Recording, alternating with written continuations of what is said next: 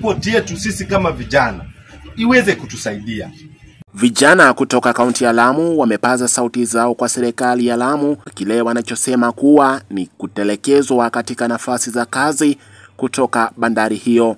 Wametaja kuwa licha ya vijana hao kuwa na elimu ya kutosha, bado wananyimwa nafasi katika bandari hiyo, jambo linalowapa mshawasha wa kwa nini watelekezwe ikizingatiwa kuwa wao ni wakazi asilia wa maeneo hayo.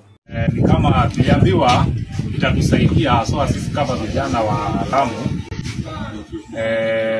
Vijana wa Lamu kusema ukweli poti hatujaona manufaa yoyote juu kazi iko ya manual workers, kuna ile ya tuseme kwa unaweza fanya kwa ofisi.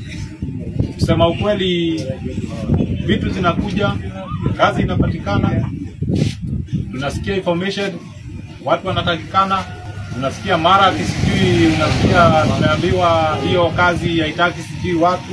So the shida iko ni kuwa kupata information tunapata, lakini mtu akupeleka pale.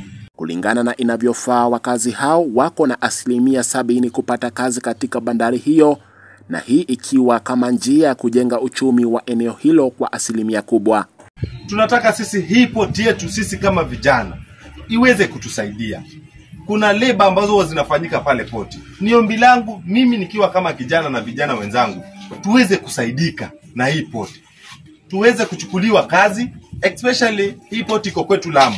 Iweze kutusaidia sisi kama wana Lamu, vijana kutoka Lamu. Iweze kutusaidia. So ni ombi letu kwa hizi ofisi waweze kutushughulikia sisi kama vijana. Tukue mstari wa mbele. Na ili waweze kuleta program ya youth empowerment. Youth empowerment hiyo ni moja ya youth empowerment. Kwa sababu mimi nikiajiriwa kama kijana, nyumbani kumekuliwa, familia imeweza kusaidika.